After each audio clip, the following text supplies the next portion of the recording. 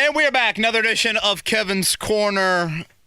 Merry Christmas, everybody out there. Happy holidays. Hope you guys had a great time with family and friends. You certainly did not have a great time watching the Colts try and play football on Sunday at 1 o'clock in Atlanta. I'm Kevin Bowen. We are back. Eddie Garrison with me as well. Eddie, given the opponent, given the magnitude of the game, I don't even think there's an argument. I think it's the most disappointing result of the season. Too much eggnog? Too much eggnog. I saw someone tweeted out a Magic City hangover. If you're familiar with the Gentlemen's Club named Magic City. I unfortunately have made a stop in there before, and boy, exiting out of there, I can see why the hangover could be real. But why I say most disappointing, it's because you look at the two phases, two position groups, however you want to label it, walking into that game that you felt good, confident in, however you want to describe it, would be the defense and would be the offensive line. And I thought those two groups failed you the most. It's not like you had whatever. Josh Downs dropped 2 punts as a rookie, and that changed the game. Or Minshew wasn't great, but it's not like Minshew had 6 turnovers or something along those lines there. Jonathan Taylor's injury didn't lead to 2 fumbles. No. I mean, your defense just let the Atlanta Falcons score a season high, 29 points. Saw a stat where the Falcons had not had a lead bigger than 13 points all year. They pretty much played with that lead the entire second half. Of at least that margin. And I think what was also disappointing, Eddie, is could you have scripted a better start? No. You go right down the field and score in the first drive. Arthur Smith goes defer. He goes, no, I want to get my best unit out there, which is defense. Put your questionable unit out there, which is probably the Colts offense. And you go right down the field. Will Mallory, some big plays. Jonathan, how about Taylor's first 2 runs? 19 yards on those first 2 carries. And then after that, just really, really poor in how easily you let Atlanta score. And then I thought there was a big sequence there into the first half, Eddie, and I don't want to get too much into it. And in my story that I posted, 5 things learned from the game, you'll notice in there I put it number 5. I didn't want to lead off with it. But, Eddie, it's 7-all. About 5 minutes ago in the first quarter. Younghoe Koo. I'm a little confused by Younghoe's approach to kicking the football. Clearly, he's done it at an NFL level, but he almost looks like he's going to toe bash it. Right. Which, trust me, I am all for the old toe basher. Younghoe is setting up for, not Young Ho, Younghoe is setting up for a 49-yard field goal with 6:09 to go in the second quarter. It doinks off, with 20 people in the whole stadium. You could hear the doink. Doinks off the upright. And all of a sudden, there's some laundry on the field. And it is rookie Amir Speed, who is playing a role that Tony Brown has played for this football team this season. And so, last week's podcast, okay, what would the Tony Brown and or Isaiah McKenzie's on-field losses be? And, I think the common theme was it thins your depth at slot wideout and nickel corner. But if there is a little bit of an area that it impacts, there are some Tony Brown-specific roles on special teams.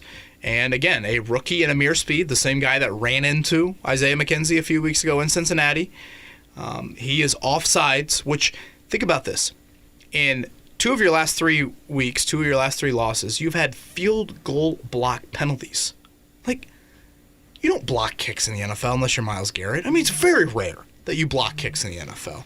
And whether it's a leverage penalty by Taven Bryan or an offsides penalty by Amir Speed, especially a pre-snap penalty, man. It's just so inexcusable on 4th and 5. And again, that's a 7-7 football game. If Younghoe Koo misses that, which he did, you're, 20 yards away from Matt Gay range? Maybe less than that.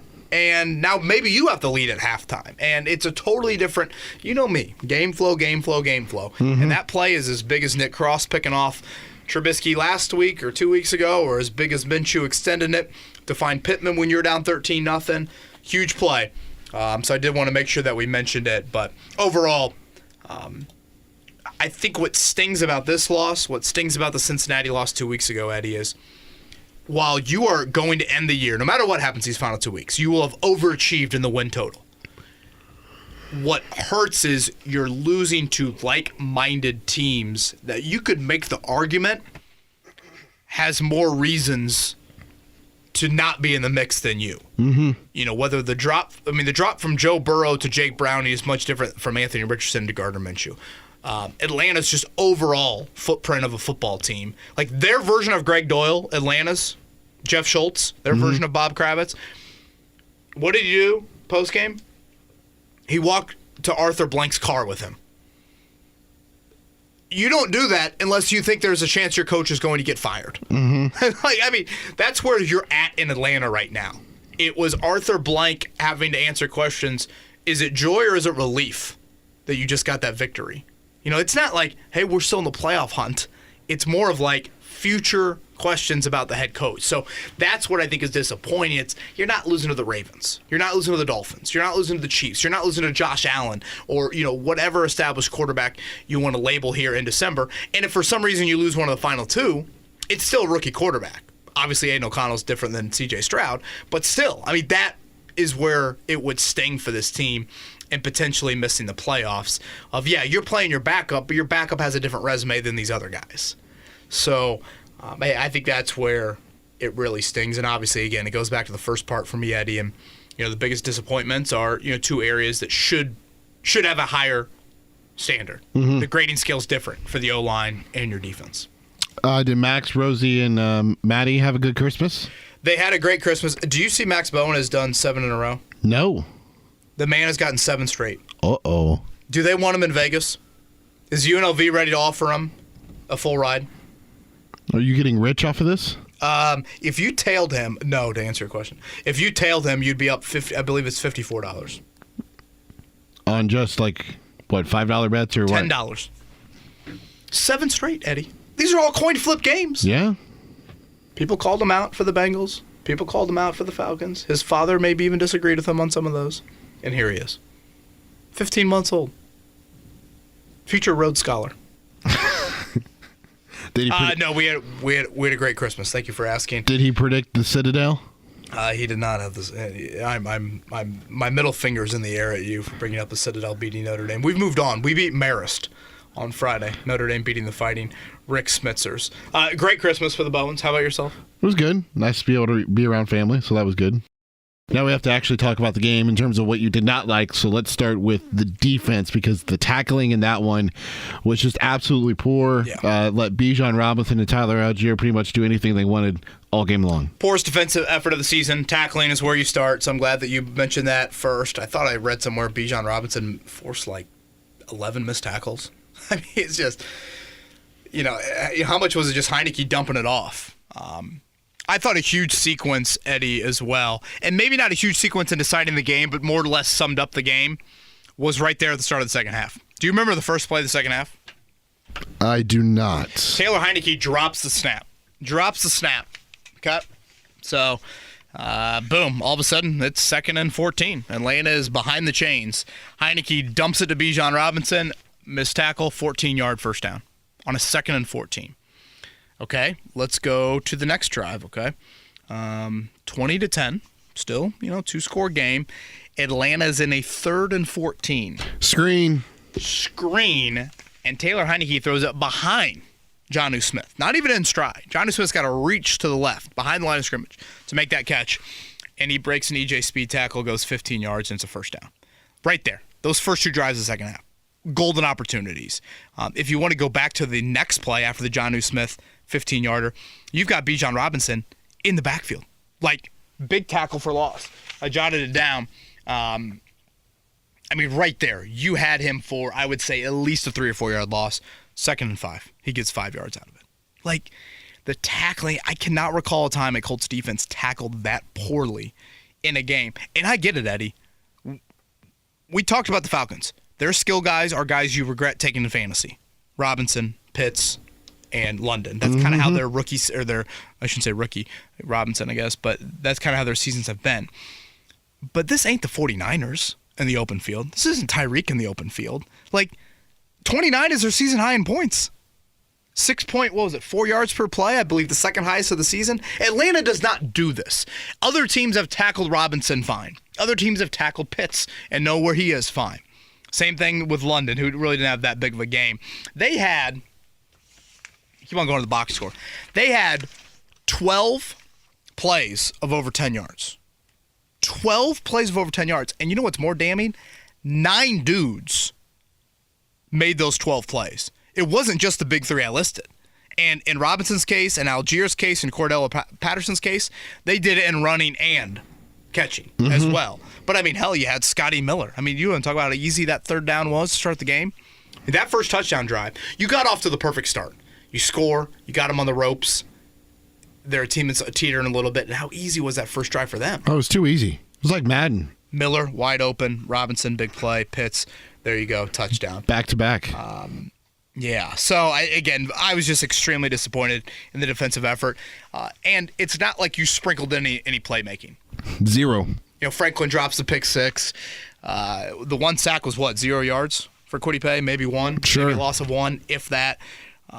You grade that unit on a higher scale, and as you should. And, I mean, that's the healthy group. I mean, I know Blackman exited early, but still, I mean, it's a pretty healthy group, especially in the front 7. And for that to play that poorly, really, really disappointed in it. Yeah, I thought they just looked slow, like a half a step slow. And agreed. I mean, a lot of arm tackles. Yeah. Or, a lot of just kind of diving attempts. And, I mean, yeah, there are some athletic dudes on that Atlanta team, but everyone else has certainly been able to handle it. You talked about Arthur Smith. Did that win just extend his tenure there? It seems like a weird vibe. We had one of their guys on last week. I know you did as well. They seem to think that there was a chance he would retain it, but it seems like it's very much in question. Yeah. But hell, he changed I mean, maybe shaving the mustache. Maybe he said, no more adult films. We're going to play like adult football teams here. Maybe that's what it was. Talked about the Colts defense a little bit. Switching over to the offense, nobody stepped up for Michael Pittman, who missed this game with the concussion. If you weren't aware, Pittman was cleared to play, and then on the flight down to Atlanta, he developed concussion-like symptoms, so he got put back into the protocol. Therefore, he missed the game on Sunday against the Falcons. Nobody stepped up like in that Steelers game like DJ Montgomery did to make some plays. But overall thoughts on the Pittman-less offensive performance? And I'm going to go O-line before I get into Pittman. I want to make sure that we mention the O-line, Eddie. I thought that was a position group that, again, you hold to a higher standard. And I know there's no Braden Smith in the lineup. I thought that was the most rookie-like Blake Freeland has looked all year. 6 sacks. We have 6 sacks, obviously a big number. We have not mentioned a lot of, day 3 pick, Blake Freeland looking like that. I thought he looked like that. I thought Atlanta had a great game plan. You think about Chris Ballard's approach at tackle. It's a lot of the ex-basketball player frame, a lot of the ex-tight end frame. Ryman, of course, is a former tight end. So what did Atlanta do? They said Calais Campbell, who literally is the biggest human being I've ever seen. They said Calais Campbell is a power rusher that probably is more of an interior guy. No, you go opposite Ryman on some big third downs. And if you watched, I thought it was a lot of – I didn't think the sacks were a lot of speed rush sacks. I thought it was a lot of insert Colts offensive lineman is in Gardner Minshew's lap. Like just a collapsing pocket, but almost just like a pushed back pocket very quickly into Minshew. And again, Minshew, he can get rid of some of that, but still way too big of a number sack-wise. And go back to the rushing effort. I mean, Taylor is 2 for 19 to start the game and then 24 yards on his next 16 carries. One thing I do want to note on Taylor, maybe I'm looking too much into it. Maybe I paid too much attention to it coming into the game, so I was hyper-focused on it. I thought he looked a little tentative of like 2 hands on the ball, really focused and nervous on like making sure the ball security was there. It's understandable, but I wonder if that impacted him at all. Again, I think the bigger issue for the run game was, to me, the inability to reestablish the line of scrimmage like you did the previous week with Pittsburgh. So I want to make that clear. But I didn't see Taylor as free of a runner. He only had 1 target, I think, in the pass game. Again, without Pittman, it's a guy you'd love to get in space. Hey, you tackle Taylor like we're trying to tackle, Bijan Robinson. If I'm not mistaken, I think Freeland had a penalty too. He might have the illegal man downfield, I think, on a big play that they had. So, you cannot afford, with how you're built, especially without Michael Pittman, you can't afford your O-line to be Jekyll and Hyde. And they've been that too often here, especially late in the year. It kind of goes back to the Cincinnati game a couple of times. So, I wanted to go O-line before Pittman. In his last 5 games, Jonathan Taylor has, or in four of his last 5 games, he has 2 catches on 4 targets for 8 yards. Wow, it's that small. Mm-hmm. If you take out the Carolina game within the last 5, that's what it looks like. And I understand the plan on Sunday. I mean, I do. I think there was a legitimate. He played 42 snaps. I wonder how many pass plays he was even in for. Mm-hmm. Just pass protection wise, some of that stuff. But without Pittman, and I guess let's get into Pittman right here. What a great day for Michael Pittman Jr.'s client and representation. That's the exact sort of performance you want to see when your player misses his first game of the season. Yeah, Saturday he developed some headache symptoms. So he's ruled out. It's very unusual to see that. When Ryan Kelly has had his late week regression, if you will, in the concussion protocol, it's never been after being cleared by the independent neuro. Pittman was cleared. He was cleared Friday. Independent neurologist, good to go. 24 hours later, he's not. I assume him wearing sunglasses like we saw on the sidelines was due to the light-sensitive nature of what an NFL stadium looks like on game day. So he's back in protocol. We'll see how he progresses this week, but man, did you feel his absence. And just the sheer numbers tell the full story. 71 offensive snaps for Alec Pierce, 3 catches for Pierce for 30 yards. I want to say one of those catches, Eddie, was just a backdoor catch with like a final minute to go. And a drop. Had a drop. And then DJ Montgomery, 61 offensive snaps, catch, 8 yards. You want to look at their targets? They had 4 catches and 11 targets. I mean, just look at Pittman's numbers from any game this year. I mean, he puts up that stuff in a half. His catch percentage is higher, all of it. So, outside wideout depth. I mean, we've talked about it all year long, how it is a question. And luckily for the Colts, they have had health with Pittman and health with Pierce. And all of a sudden, when they didn't have it, it really showed up in a poor way. If you combine their snaps, Pierce and Montgomery, 132 offensive snaps, 4 catches, 38 yards. It's just a huge number. You had critical job. I mean, Josh Downs had a drop of a very catchable ball as well. Drops can be kind of a gray area. And, was Minshew pinpoint, state fair accurate? No. But I thought there was some very catchable moments in the game, and your guys had an inability to hold on to that. So you really, really felt the loss for Pittman. He is so darn consistent for you, so reliable. You can't take it for granted. And I don't want this to all of a sudden turn into Alec Pierce bust. That's what Kevin Bowen says. I think I've tried to lay out my Pierce thoughts in as accurate of a way as I can. I think for the most part, he's a one-trick pony. The one trick is damn important when it's working. And you saw, didn't he draw the big pass interference penalty at one point on Sunday? Yeah. Sure, he drew one on A.J. Terrell. It's on the touchdown drive. Was it on the opening drive? I thought so. I didn't know if it was that or if it was the Matt Gay field goal drive. But when you have a quarterback that obviously can cater to that, that can be a big-time weapon for you there.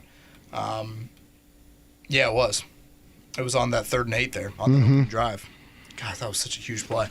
And I didn't even think that was a super catchable ball, to be honest with you. But, yeah, I think we know Pierce is not going to be 8 for 88. He's not going to be the big-time underneath guy. And it's why I've emphasized wideout need so much. But at the same time, it doesn't mean that all of a sudden you need to cut Pierce tomorrow. With Anthony Richardson at quarterback, he still can be a really important guy for you, but he's just not this complete number one wideout. He's not even Michael Pittman Jr., I guess. And obviously there are people out there, and I get it. Pittman's not a top 5. He's probably not even a top 10 wideout, but he's a really good wideout in this league, and you can't skip. You can't shortcut. I'll say it a million times at wideout. And so yesterday or Sunday, boy, did you feel his loss. Really felt it. Oh, yeah, because it just allowed teams to play safety over the top on Alec. And then yeah, no one respects the Colts offensively with that makeup, with no Pittman right in the lineup. So, yeah. You just have to have somebody step up, and Nobody did. No one did. Yeah, no one did. You want to move on to the one player that you did like? Yeah. I thought Kylan Cranston had a good game. I thought Will Mallory also had a good game, too. The two tight ends, I think, combined for, 11 catches and over 100 yards? That is correct. I'm trying to think of what the game was. Was it Cincinnati where I literally had nothing I liked? 9 for 107. Yes. I do think Granson and probably Mallory deserve mention here. I mean, I thought individually they did. There were a couple catches from Granson that were, he had a flashed little catch radius to make those plays. So I thought both of them deserve, mention. Obviously, Mallory had the real bang drop, fumble, and incompletion, whatever you want to call it there. But you've been looking for someone to emerge at tight end, and it was another day where they played a ton of tight ends. But I thought, Colts are going to get Matt Ryan again on the old broadcast crew. I thought he did a nice job last time. I'm not a big fan of Tiki? Yeah. You're not a Tiki guy? No. Yeah, I think the three-man booths are just odd anyways. We got to try and get Matt Ryan on the show. Text Mark Dykman on that. Yeah. I mean, Eddie, I almost called you Andy, and then I remembered I had no more Reese's left to give you. Did I miss anything individually? I mean, did Rigoberto Sanchez have a nice punt that was down by Chris Lamons? Not really. You're just grasping. The two tight ends, 9 catches, 109 yards on 11 targets. The rest of the team, 11 catches on 24 targets for 92 yards. Worst effort of the season? Would you agree with that? No. I would still put Cincinnati as the worst effort. Walk me through that. I thought offensively and defensively in Cincinnati, they were both equally bad. Equally bad. Yeah, and special teams was horrible in that game, too. Yeah, you go to the third phase for that one. I just have a higher level of respect for Cincinnati than I do the Falcons.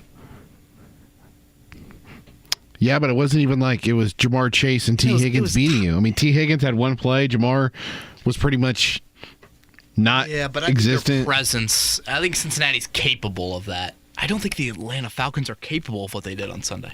29 points is a season high. That's also fair, yeah.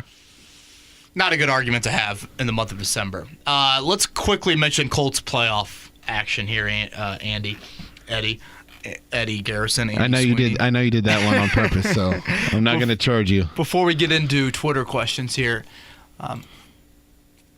article up 107.5 The Fan. List playoff situations. Feel free to chime in at any point, Eddie, if you feel like I'm not clarifying it properly. You win the last two, you should be in.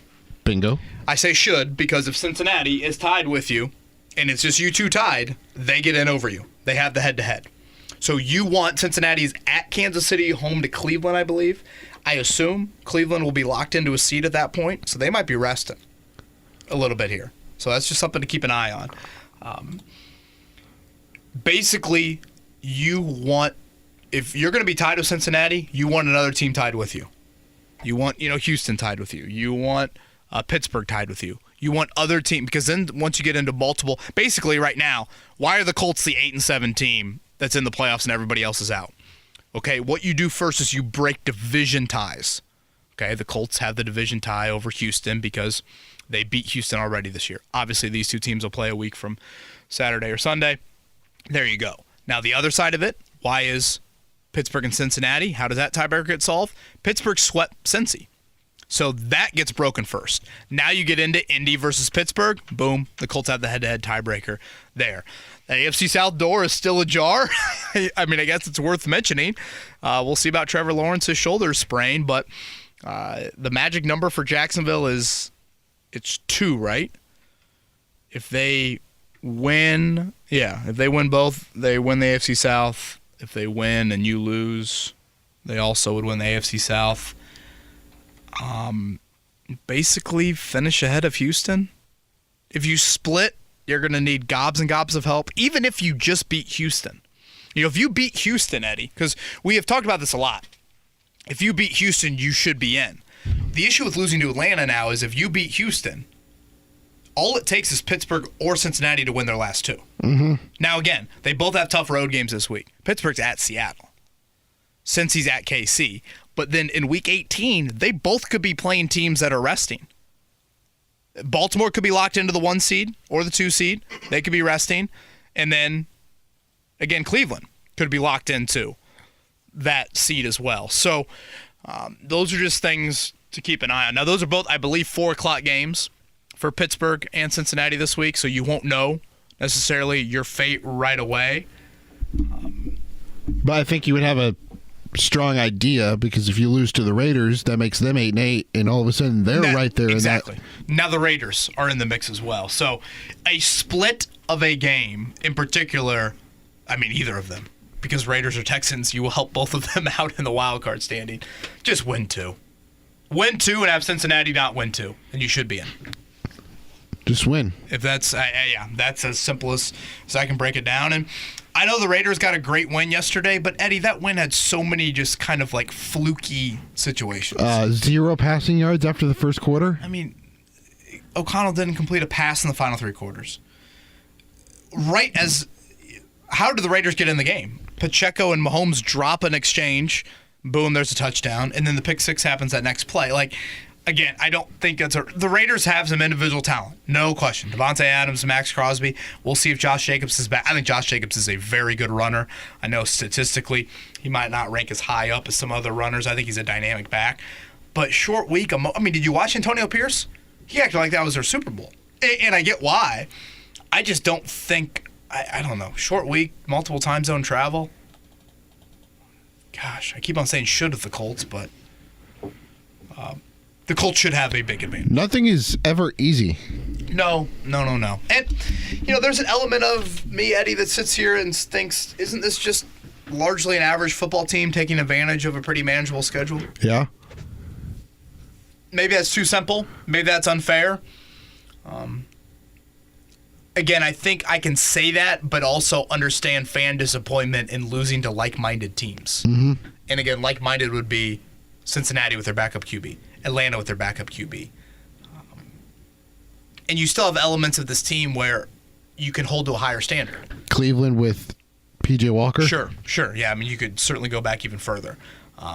So I think that's a great point that you bring up. That's where you have the disappointment. It's that, you have 3 losses to, I label Minshew as different than other backups. We just put this blanket statement over all backup quarterbacks. Some of them are different than others. Mm-hmm. And so, Minshew has got a baseball card where, again, he is thought to be one of the best, however you want to describe it, backup quarterbacks in the league.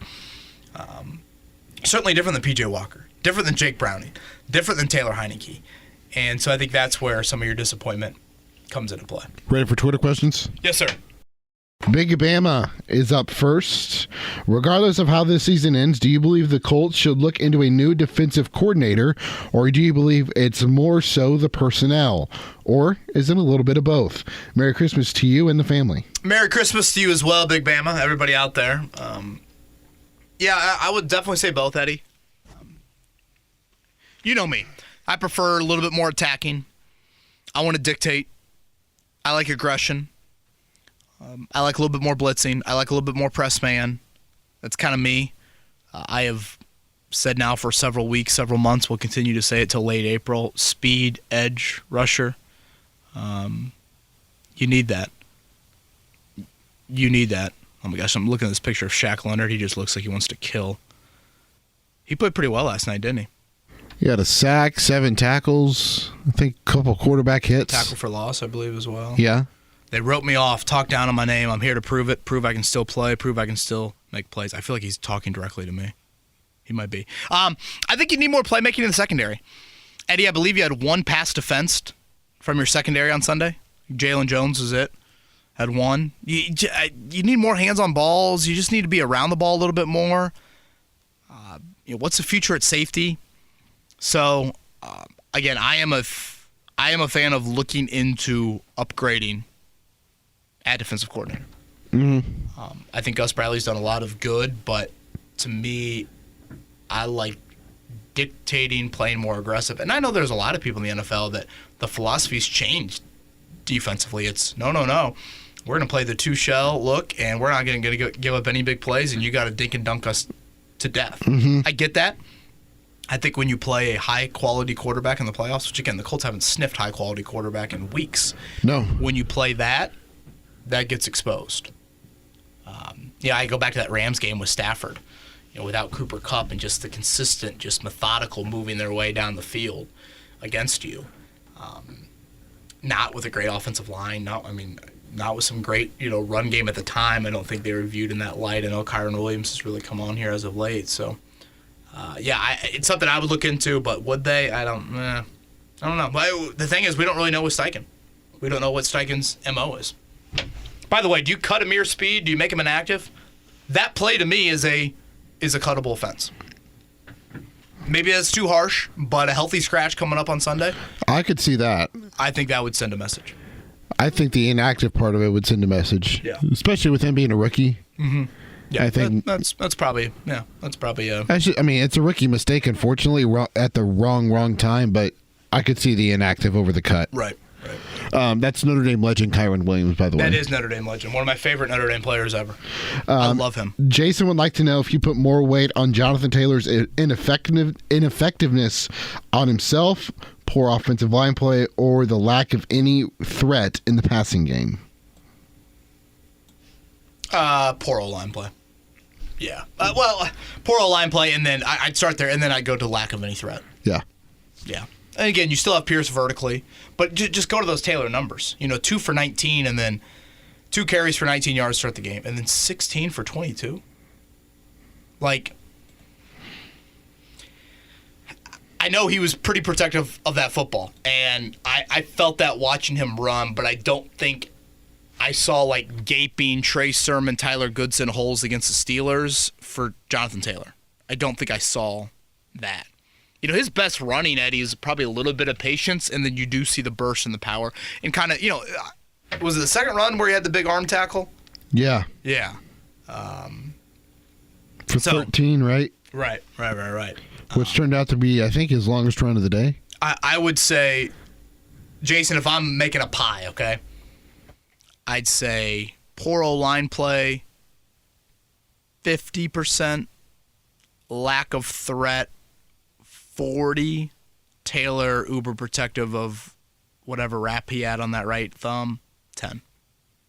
I feel like JT from this perspective too, like outside of that Tampa game, I feel like he's just been kind of timid at times as a runner. Yeah, again, there's the fine line between what's timid and what's patient. Right. Like sometimes when you let the linebacker over pursue, now the cutback lane's open and you get the last laugh. So, yeah, I would say Taylor's run style is a little bit more patient than, Kareem Hunt, or I'm trying to insert these down. Zach Moss. Derrick Henry. Just guys that are just, one cut downhill guys. And I get it. When you're as athletically gifted as Taylor, I understand where some of that comes from. But I thought specifically to Sunday, I thought Atlanta just powered you up front. I thought they and again, those sacks to me were power sacks. It was, no. The pocket is being reset, and instead of this nice little curve of a pocket, it's like you've got a jagged edge here, and then you had no idea how to handle it. Going back to your Gus Bradley comment, question just a second ago, the thing that frustrates me the most is, and I thought we got one more Gus related question. If you want to hold off on that thought, okay, yeah, another one maybe. Doesn't look like it, so I'll share it now. But the part that frustrates me the most about Gus is the fact, even though there may be teams that are bad defensively, like Minnesota under Zimmer, they were bad defensively, but A, you knew they're going to bring pressure, and B, you didn't know where the pressure was coming from. There's no, schematic, confusion. The disguise. Yeah, there's no disguise. There's no, I'm going to bring both my linebackers up to the line of scrimmage, and then either one backs out or neither back out or both back out. There's none of that. And if they do come up to the line of scrimmage, they always just run back with 3 or 4 seconds left on the play clock before the ball snaps. So it kind of defeats the purpose, in my opinion. Yeah. Again, I don't think it's there are certainly some positives to point to from what Bradley's unit has done, but to me it's just a stylistic aspect to it. I am more of an aggressive coach human on both sides of the ball. Again, I don't want the opponent to sit there on Tuesday and say, this is what they do, they won't deviate from it. I want them to say, guys, what the hell do you think they're going to do to us this week? Right. I want the seed of doubt in their brains. That was only the third play this year for Tyler Algier, over 20 yards, by the way, on that 31-yard touchdown run. Absolutely pathetic. Matt would like to know if it needs to be some, if we need to admit that the leaders on this team, DeForest Buckner, Quentin Nelson, Kenny Moore, and Ryan Kelly aren't getting it done because we've had coaching changes. They've brought in a million different quarterbacks, but the same pitiful results keep happening when it matters the most. December losses, I guess, is that the reference there? Is that what when it matters the most part of it? Probably. Yeah. I guess I understand a little bit of the basis of the question. God, I'm trying to think back to that Raiders game a couple years ago when you lost there. Late in the season. I know how I still see Hunter Renfrow. Just the blame, and that was Renfrow beating Kenny Moore on that play. I do think specifically to Sunday, I thought your stars were too quiet. I don't remember a lot of Buckner in the game. I don't remember a lot of Kenny Moore. I don't remember. I think Zaire Franklin has taken a little bit of a step back from the guy we saw earlier in the season. Is that more health? Yeah, I know the knee injury that was right around Germany, right? When he had the knee. Mm-hmm. How much of that is playing into it? And then O-line, from a Nelson, Kelly. I know you're missing Braden Smith, but still, you need better from those guys up front. I think those are all, really kind of fair statements to make here. And, in a way, these stars are going to kind of turn over a little bit of a leaf of just age, contract, those sorts of things. Again, I still think you can sit here and say the year has been better than many pretty much everybody thought from a win-loss standpoint. You can say that you have taken advantage of a very, very manageable schedule. And at the same time, this is a rebuild. I mean, there are still, I go back to the Manning Luck analogy so often. Luck winning 11 wins in 2012 did not mean that all of a sudden you made 3 AFC championship appearances in the next 5 years. No, you drafted horrifically in 2013, poorly again in 14, poorly again in 15, and that era didn't go anywhere near according to plan, even when Luck was healthy and playing football for you. The Manning era, they win 3 his first year, but they draft a Hall of Famer in 99, another Hall of Famer in 2000, another Hall of Famer in 01, Robert Mathis in round 5 of 2003, and boom, you have the greatest era in NFL history. So I guess what I'm getting at is the short-term feel-good nature to Shane Steichen in this season from a win-loss total is certainly there and should be celebrated. But don't think for 1 second you can rest on your laurels and think, I had a buddy of mine text me last night of, man, watching Lamar Jackson, makes me, think how great Anthony Richardson's going to be. Again, there's a little element of pump the brakes here. I mean, Lamar Jackson is on his way to his second MVP and won a Heisman Trophy. Anthony Richardson's played 170 offensive snaps. And again, look at how Baltimore's been one of the best drafting teams over the last handful, half dozen years. Mm-hmm. And especially, they looked at this year and said, guys, we need to do something differently. So let's go take Zay Flowers in round 1. Let's go get Odell Beckham Jr. Now they have a wideout core that, with Mark Andrews being out, they still can kind of withstand some of that. And they've obviously had some big injuries as well. So, I guess moral of it, you need better out of your stars. But I don't think, December losses to me means, total overhaul. To me, it was always still a rebuild. Winning in September and October, November, that's different than December. I have had this conversation with Rick Ventura. You can break up the season into 4 segments: preseason, regular season, December football, playoff football. Yep. I mean, very different rungs on the ladder, and getting used to winning in those moments there. Walter is up next. He says that you mentioned not wanting to see this current scenario at the beginning of the season. We may or may not make the playoffs, but we still have a question mark at the quarterback position. Would you consider looking for another backup for next year? The line didn't do him any favors yesterday, but I'm tired of watching Gardner Minshew overthrow wide receivers. After the season, the only receivers the Colts should retain from this group is Michael Pittman Jr. and Josh Downs. Since we have lost the Harrison lottery, which wide receiver would you like to see the Colts draft? Also, what receiver would you like to see the Colts sign during free agency? It's funny.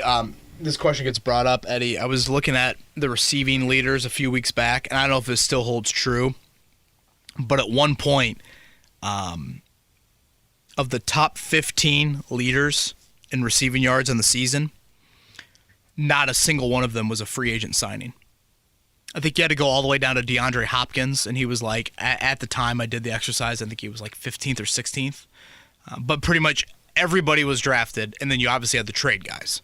Tyreek Hill, A.J. Brown, DJ Moore, Stephon Diggs, etc. So, like, you just you don't find these guys in free agency. So I've almost just kind of, written that off. I mean, Malik Neighbors, Keon Coleman would probably be the two in that next group. Now it's 23rd. Where's Hopkins? Let me find him. 26th. Boy, he's falling off that much. Gosh, you got to go all the way down to 23rd. And that's Adam Thielen. Man, that's crazy. That's crazy. But it's a reminder of, those guys just don't hit the open market. It's trade or it's draft. And, I know Walter obviously here is, very down on Alec Pierce. Again, first off, Pierce isn't going anywhere. The contract situation's fine. He shouldn't go anywhere. He can still be a really important one-trick pony with Anthony Richardson's right arm trying to get him the football. But you still add to it. Look at Philly. Look at Miami. Look at these. Brandon Ayuk to Deebo Samuel. And that's with George Kittle. You still have some really, really important pieces, multiple pass-catching pieces there. So, did you walk away from Sunday, by the way, thinking that Minshew was horrible? No. I walked away. He was Minshew. He was blah. Yes. He was probably more of like the 2023 one we've seen. I thought he threw some catchable balls that guys need to haul in. Yeah. Obviously throws the pick late, but or his final numbers. 20 of 37 for 201. Sacked 6 times. His rating's horrible. Yeah, I thought he did not get any help from his wideouts and or his O-line. And just 5 of the top 50 receivers are free agent signings. Really? Yeah, none of the first 25 stands out to me more than anything. I'd go Keon Coleman over Malik Neighbors, but I still want to look into some of that stuff. Rome Odunze? Yeah, I don't know. I need to dive a little deeper into that in the coming weeks. Just a couple questions left. Craig says, Merry Christmas to you and your family. Craig, same to you. Clearly, the Colts took the day off to celebrate with their family. Nice, pathetic effort on both sides of the football. Can we trade Gus Bradley for the Atlanta defensive coordinator? Obviously, he understands football better than Gus. He blitzed a below-average quarterback, and Minshew almost gave the game. Or he blitzed a below-average quarterback in Minshew most of the game, while Gus let Taylor Heinicke sit back and look like Tom Brady by just rushing 4. I don't understand why Gus is still around. Certainly not the only reason we lost the game, but when you give a crappy quarterback confidence, even they can look like a superstar. It's that final part right there for me, Eddie. Giving backup quarterbacks or below average quarterbacks confidence? When you give a crappy QB confidence, even they can look like a superstar. That's, to me, like... And again, you've done that at times. Bryce Young, Trubisky, Mac Jones. But 2 of the last 3 weeks you haven't. And that's what really stands out. It's Browning getting to that highest passer rating of anybody in Week 14. And, all the big plays we talked about with Heinicke. It's I want to be the one that strikes a little bit more fear into that backup QB and not just like all right, let me get out the Gus Bradley, file here, and this is what to expect from the Colts. I like their defensive line and being kind of an attacking, get upfield, that sort of output, but that would be where I would have the criticism from a defensive standpoint. Just 2 questions left. David, do the Colts pick up Quiddy's 5th-year option? This has been his best season, but I think we still want more. What would this team look like if Stephon Gilmore did not 1 out? He closed games by himself last year. We're missing that in our outside corners. Thanks. Yeah, you certainly do miss Gilmore. Think back to this matchup coming up on Sunday, Eddie. Devontae Adams had a big game against you last year, but who made the play late? It was Gilmore when Carr was, trying to find Adams for the game winner there. I would not pick up the option for Kwity Paye. I know the sack number is going to be right around double digits at the end of the year. I don't see the consistent hurry, knockdown pressures that you would like to see. And I'd be very curious what a motivated Kwity Paye would look like in a contract year. Mm-hmm. I think he's a pretty self-motivated, but this is different. Hey, this is it, man. So this how is about your future in the NFL, right, and locking up that future is probably. He still obviously would get a chance to play elsewhere, but he may not see the same amount of money. Just see how he reacts. Certainly, see how he reacts to that. So again, I know the sack number, we can fall into that trap, but to me, it's a lot of the consistent pressure stuff. I've already started to do a little homework on that Indianapolis first matchup. You mean Sunday Night Football in a couple of weeks? Very well could be. Trying to look up to that, or trying to look back on that. Now, that was 3 months ago. So that, so much has changed for both teams. As much as the Anthony Richardson start to that game was the big memory, it was the consistent pressure on Stroud throughout. Yeah. I think he was hit, I want to say he was hit 16 times in the game. Maybe it was hurried 16 times and hit 10. Those are big numbers for this Colts front. And it's that consistent pressure, not just the 6 sacks or whatever the number is. If you can pressure a QB, 1 to 2 times every series, that does wonders for you. And forcing an incompletion, forcing an early throw, taking you away from a read, et cetera, et cetera. I don't see that enough from Paye. I see it from some other guys. Ebukam, certainly, but not enough from him. Dia was quiet yesterday, too. Yeah, it was. To be fair, the whole D-line was. There was the one series where I think Grover and Ebukam both made a play in the run game, but outside of that, yeah. And the final Twix question of 2023 goes to Flippin'. Hearing the more big picture and philosophical questions on the pod today says a ton about how the fans feel about the team. I feel the same way. My concern would be to make the playoffs and get complacent in free agency, even more so than usual. The time to build around Anthony Richardson is right after this year. All chips in. Period. Yeah. You can't get complacent. I understand there's probably some PTSD in that question even being asked, but where does Shane Steichen come from? Philly? L.A.? I didn't see any complacency with the Eagles and how they build and continue to try and build. How they built it and continue to try and build it. So these are the times to build. You take advantage of Richardson. You take advantage of Ryman. I guess in a weird way, you take advantage of not paying an elite rusher, an elite corner, big-time money there. So, this is the time.